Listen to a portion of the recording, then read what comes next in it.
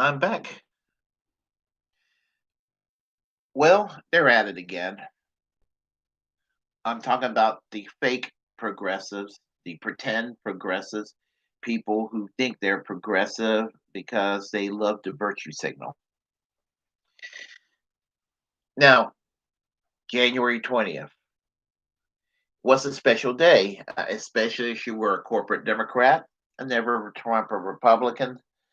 And even if you're part of the so called far radical left, it was a special day because Donald Trump is no longer officially president.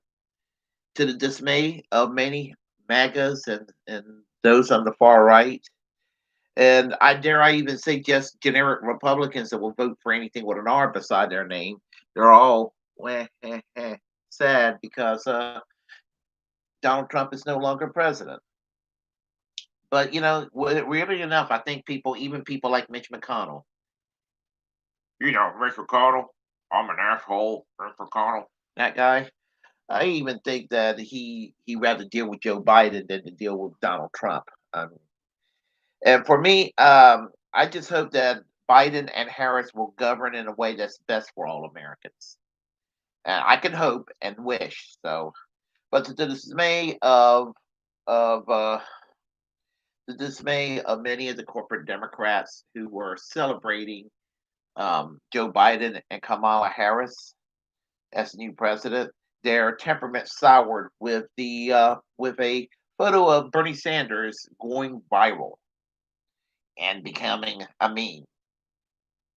Cynical corporate Democrats with more focus on identity politics than actual policy. Um, they decided to attack Bernie Sanders for wearing a heavy casual jacket and mittens and just sitting there with that photo, and they were upset over that photo going ballistic and all. I mean, and it's ridiculous. Is he's almost 80 years old. He's a 79-year-old man who had some people say he had a heart attack. He had some stents because he just when you're campaigning, what have you, even if you're 79, that's your body's going to take a toll. But anyway, they're getting mad at him for that photo becoming viral. You want to know what that's like? I'm gonna tell you, if you're not an older person from Great Britain, most Americans don't know this story. But Michael Foot was the leader of the British Labour Party from I guess 1980 to 83, 84, something like that. He lost the election real big to Margaret Thatcher in 1983. Really sad time for Great Britain. But anyway, remember when he became leader of the Labour Party, and this man looks like Bernie Sanders, and Bernie Sanders was 120 years old. Okay, I mean, people make fun of Bernie Sanders looking old. You look up Michael Foot. Go do Google search on Michael Foot. You'll see what I mean. But on Remembrance Day, which is a day that's celebrated on November the 11th in Great Britain over the ending of World War One, they have also known as Poppy Day. With the little poppy seed flower. Anyway, um, they Margaret Thatcher and the leader of the Conservative Party and the Prime Minister of the UK, and Michael Foot, the leader of the Labour Party, were getting together for a public ceremony, and it was a cold winter day. Obviously, Great Britain in November is going to be cold. Um, Michael Foot wore a donkey jacket, and a lot of people were like, "Oh, how crude!" And the press attack him in the same way that these fake progressives attacking Bernie Sanders for wearing a heavy jacket and heavy winter mittens. He. But the thing about it is, what's funny is that when after the event in the Buckingham Palace, Michael Foot and the Queen's mom were talking, and the subject of the jacket came along, and she just thought he looked comfortable with it.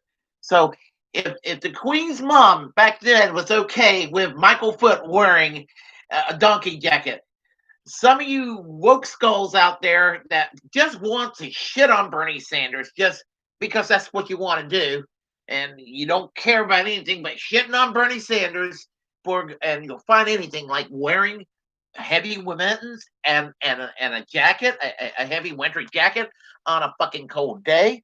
Seriously, seriously. I mean, instead of just, just go back to brunch, won't you?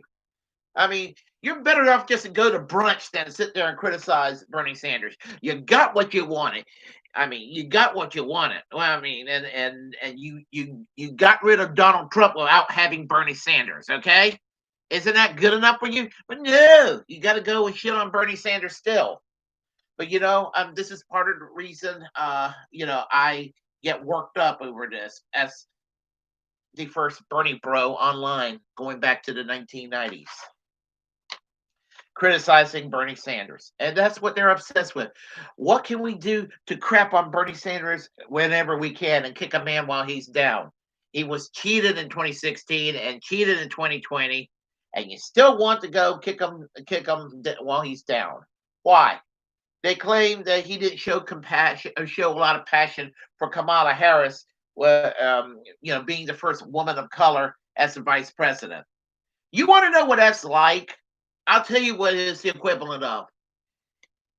Years ago, when Benjamin Netanyahu came to address both houses of Congress, and this is John Boehner's attempt and the Republican Party's attempt to go undermine the peace deal with Iran, by the best thing that Obama did was to have that treaty with Iran, the peace deal. That was a way to kind of undermine it, and so Bernie Sanders was one of the people that boycotted Benjamin Netanyahu speaking, because Benjamin Netanyahu is a fucking asshole, a war criminal and an asshole.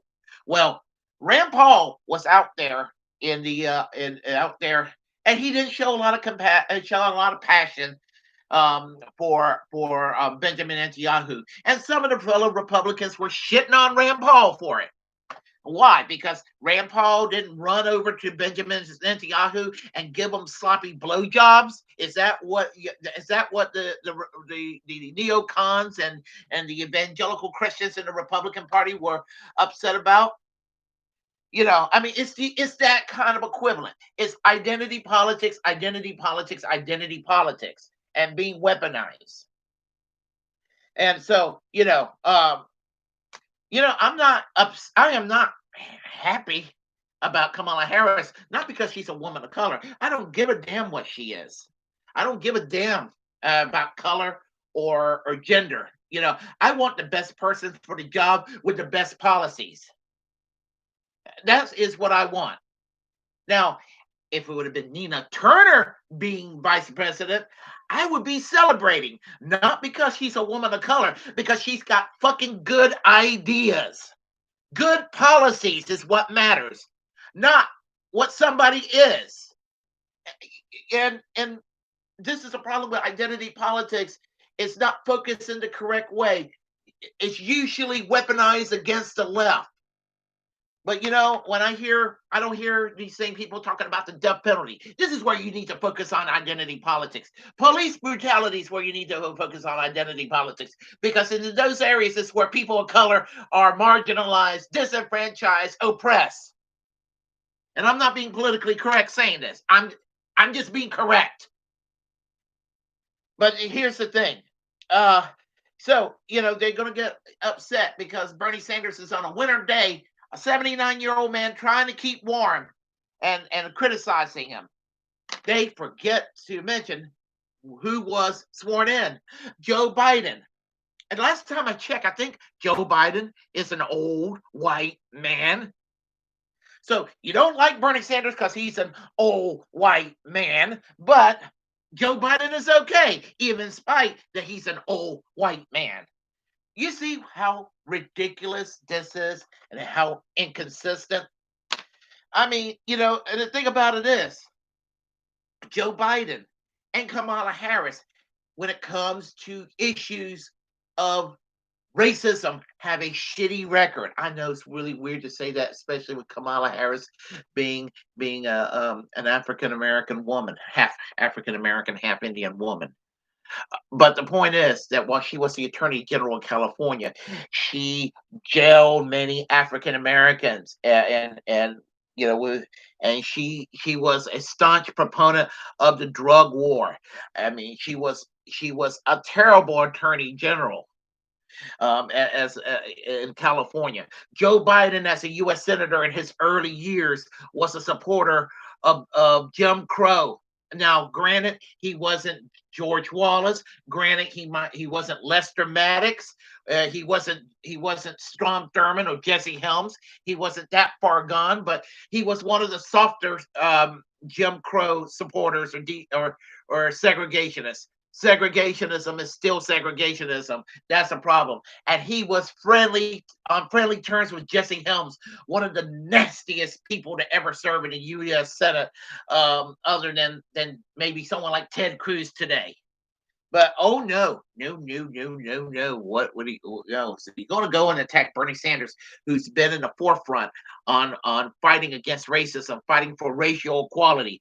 He served in the civil rights movement back in the 1960s. Has been a fighter and a supporter of racial equality all his life. Has been a supporter of women's rights all of his life. And you're going to go and try to say, well, I think he's racially insensitive, and I think he's a misogynist. Ridiculous. And okay, so some of these fake progressives, they don't care that about other wasp getting elected. So another white Anglo-Saxon Protestant person running, if they don't care, but they go signal out Bernie Sanders and use identity politics. It doesn't make any sense, even on that level. Because if you want to be consistent with identity politics, Bernie Sanders is a Jewish American. His father escaped the damn Nazis in Poland in the 1930s. And before Hitler came into Poland, he was able to escape. Bernie Sanders had family he will never ever meet because of the fucking Nazis going into Poland in 1939, a country that has kind of an anti-Semitic past in itself. I'm not talking about individual Polish people. I'm just talking about societally.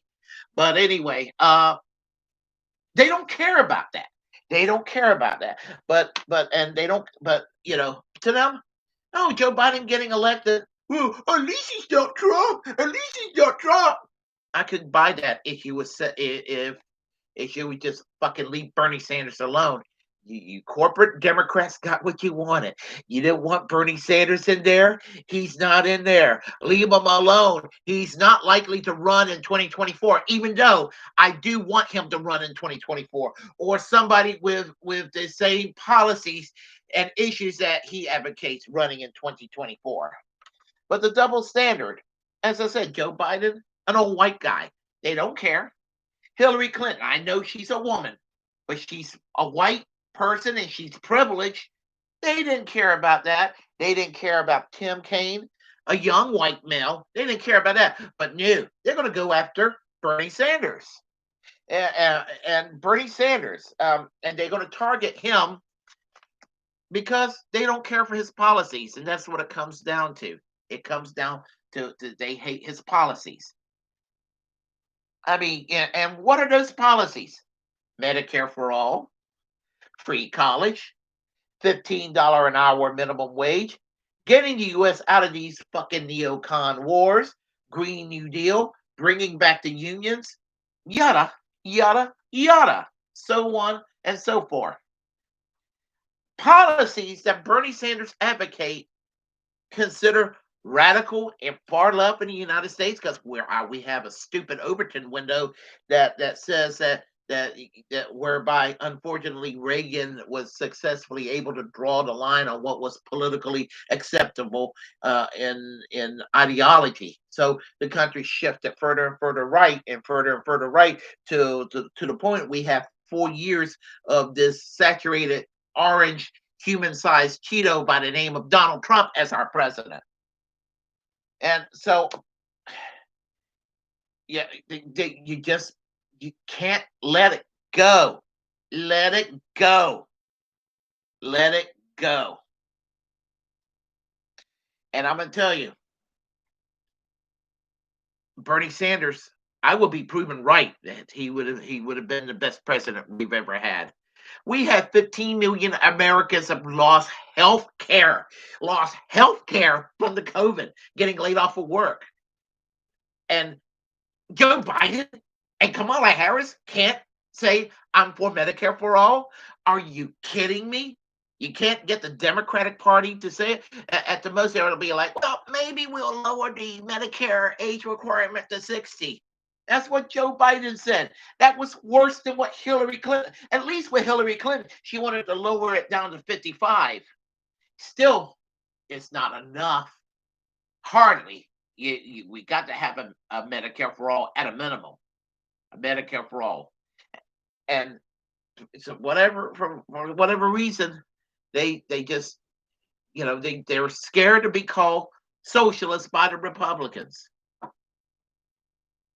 Gosh, I do hope this movement for a People's Party become popular. Anyway, if you like what you heard, press like and comment. If you were absolutely just baffled and irritated by what I have to say, comment anyway. We'll have a conversation. Share the content on this channel.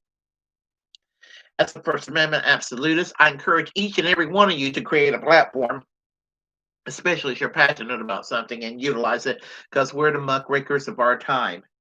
Hit that notification bell and subscribe. And until next time, I am American Social Democracy. And even more than usual, for all this bullshit that's been going on against Bernie Sanders this past week, I say peace. And Bernie Sanders again, Bernie Sanders for president in the year 2024.